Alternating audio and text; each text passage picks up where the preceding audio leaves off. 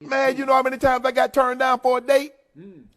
Oh, yeah, I got turned down several times. Hey, your loss. You will see. Really? Yeah, you gonna wish. You gonna wish you took this opportunity to be in O'Shea's presence, but you said no. You got your reasons why. Now look. God, look at him now. Oh, ooh, you so fine. Ooh, you was fine in high school back in the day. I should have. No, you should not have. Stop it. I'll stop him right there and there. Stop. At ease, brothers. Man, I was on the book this morning, and I noticed something. I noticed that. Well, you know how back when we were young, right? You know how, I'll say it like this. Let me start it like this. Like when we're young men and we're coming up through grade school, when we're all in elementary, we're all just young men, just being young men. We start seeing the pretty girls and all this stuff, right? But around 5th grade, 6th grade, 7th grade, right? Women tend to draw a line in the sand saying that, okay, these guys are the cool guys and these group of guys are the others. And the majority of the time, the cool guys are the football players, the guys with swag, or the guys that know how to dress a little better than most guys. They fit in this category. And if you really aren't attached to one of those factions, you're just one of the others. You have a more difficult time getting women.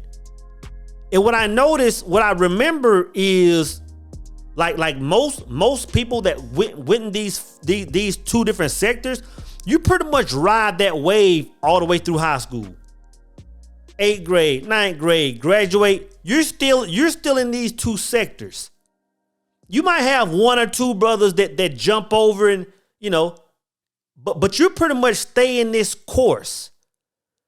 And what I was thinking about is most guys that had that initial interaction with being put in a class or grade by women, most guys pretty much hold on to that energy and maintain it their whole life. Like, that's why I'm always saying a man must know who he is. You have to understand, man, that was a very powerful time in our life, man, where women were standing on the fence, putting us in certain places if we didn't have somebody in the background saying, hey, brother, no, this is who you are, son. Right? And you have to understand the exact same thing happens. It starts all over once you get out of school. Once you turn around 20, 21, 23, the whole game starts over. Women are looking at men saying, okay, you know what? Okay, this brother, he went to school. This brother, he in the military. This brother got a job doing this. This brother drives this. He lives in this place. He lives on this side of town. And they'll instantly put you again in one of these two categories. Like he can get it and he can't. And again, even in their 20s, men will still take this interaction with women and own it.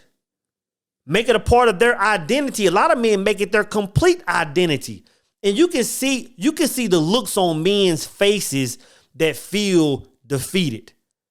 You gotta understand, man. Let's just keep it a whole buck. Being a human being, being a man, a lot of the way we operate, a lot of our, I don't want to say happiness, but a lot of the way we function, I mean, we move different when women accept us. A man can be in a slump when women are rejecting him. I've been in periods in my life, man, where my game was off, something was off. I've told y'all the story enough times. Couldn't get women. Brother, I'm not saying that puts you in a dark place, but damn it gets lonely. Like, damn, I can't get no women.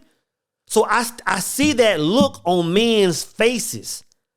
So that's why it's so important, man. It's like, bro, you have to stay the course. I'm gonna tell you this. This is what I wish somebody would have told me early when I was in high school or when I was in my 20s or 30s, in that time frame. You got to understand this, brothers. They all circle back. Newsflash. They all circle back. If you stay the course. If you know who you are, if you move in a certain energy, they all circle back, bro. They all circle back. I remember this.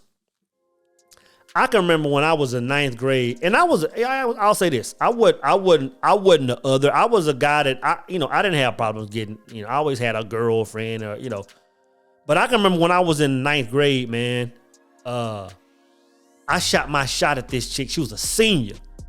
I was swinging I wasn't even driving to school yet, man. I'm swinging for the fence. Baddie, man. And I was shooting my shot. Boom, boom, boom, man. She was giving me a little conversation. But I know she saw me as a youngster, bro. And I remember one day, man, we were talking on the phone. She was like, yeah, but if you want to holler at me, come to this, it was a club. It was a club everybody used to go to. I was thinking it was a day party. It was a club. She's like, come to the club and, you can see me there. So, man, I'm getting all fresh and clean. Boom, boom, boom. Cologne, the whole shebang. I go to the club, man, and I get there. And she with this old school cat. And when I say old school, like we were in high school. She was a senior. Like when I say old school, I don't mean like just older than us, like 22, 23. This brother had to be in his 30s. Because I remember thinking like, is that an uncle or what, man? And she was booed up with this dude. She pretty much looked at me and just like, whatever. And I was like, dang, bro. Now, instantly, that could have put me in one of those categories like, oh, man, I'm unworthy. And I could have owned that identity. But I'm going to tell you what happened, brothers.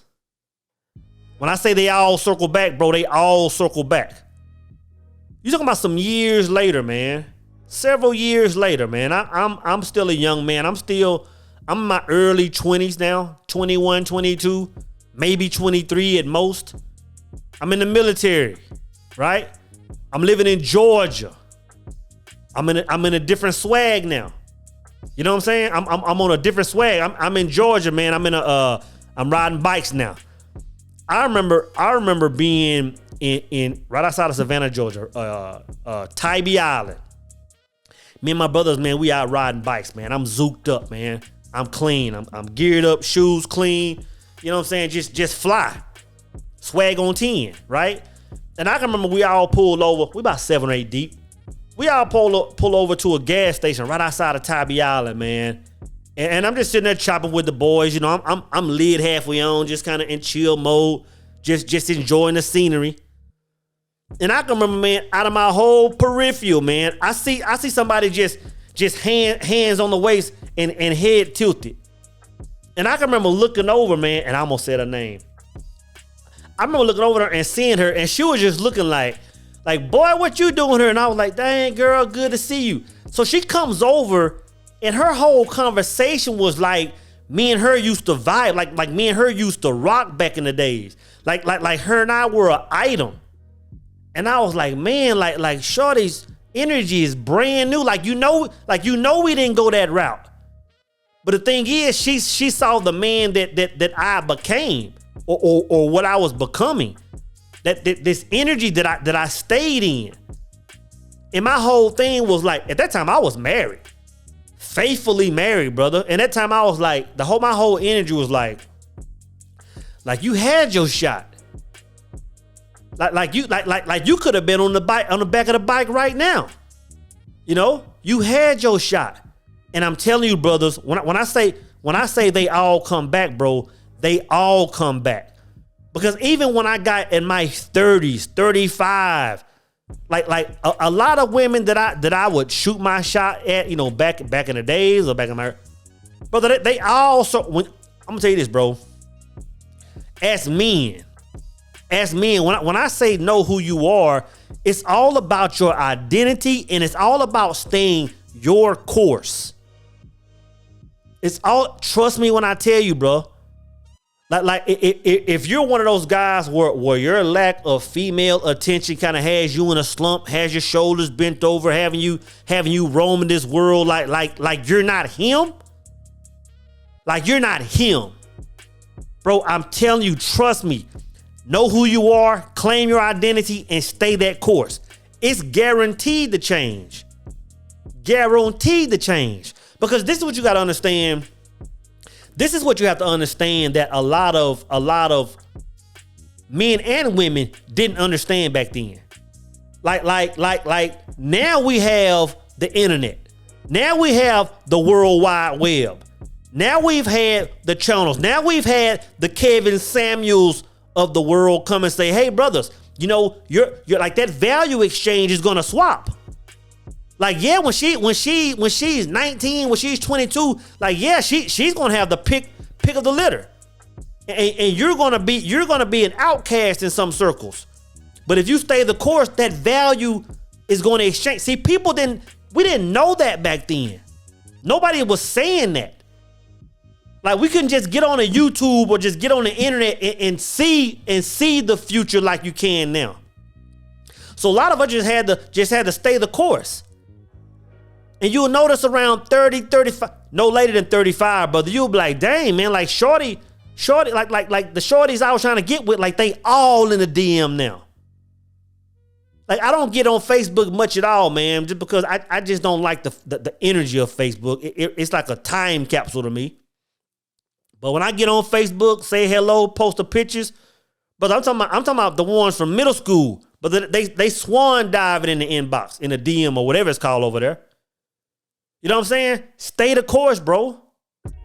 Stay the course. Know who you are and stay the course, bro. It's gonna change your whole life. It's gonna change your whole life. And like I said, man, I wish we as men now, men my age, we wish that people would have told us that back in the day. Let me say it like this. I wish people would have told those brothers that I identified on Facebook this morning that. I wish they knew that.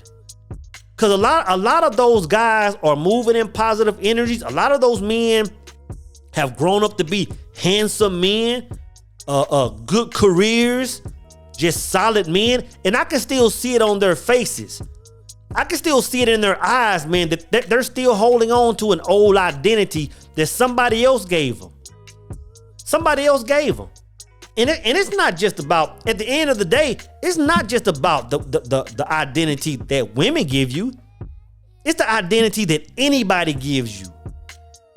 A lot of people are still holding on identities, man, from teenage years. You know, we used to sit in a circle, you know, after lunch, man. We all, you know, all the bros out there on the playground, all the bros in the foyer, whatever. We're just talking, and we get to capping on each other. That's just how young men do. A lot of young men, if they have no identity, they can take one thing that one person said on one day and accept it for life. Accept it for life. It's a real thing, bro. Your teacher can make one comment at a young age. Hell, your boss as an adult. You could be a whole grown ass man in these streets. And your boss writes you a review, say, you know what, you really suck at communicating. You're really not good at this. You're really not. Whole time you got the whole knowledge and information and everything to run that whole business, to do it on your own. But you've accepted somebody else's. You've accepted the identity somebody else gave you. Like when I say know who you are, bro, it's everything. It's everything, brothers.